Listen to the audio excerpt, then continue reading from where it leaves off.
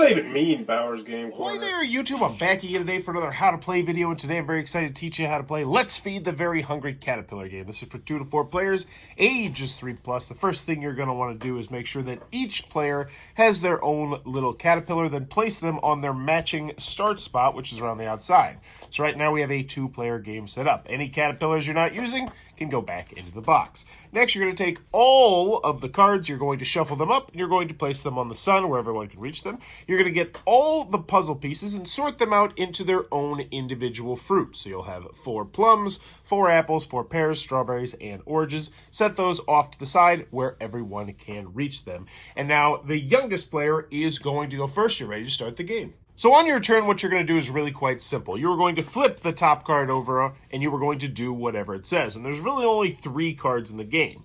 The one you're going to see the most will have a number on it, which will tell you how many spaces you can move on your turn. Now, you don't have to move that many spaces, but you can move up to that many spaces. So what that means is I could go out, and I could go up to 5 spaces. So I could go 1, 2, 3, 4, 5, and then I could stop and collect a pear puzzle piece. Or I could go 1, 2, and I could stop right here and collect a plum puzzle piece. Or I could go 1, 2, 3, 4, 5, and stop here and get a strawberry puzzle piece. And those would all be legal. I could also go 1, 2, 3, 4, 5.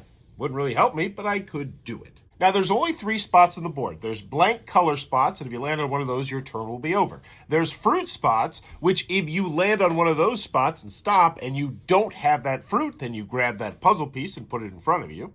And then there's the butterfly spot in the middle, which, despite the fact it's very large, only takes up 1 space. You can go through it as normal, and to win the game, you will have to land on the butterfly at the end once you have all 5 of the puzzle pieces put together.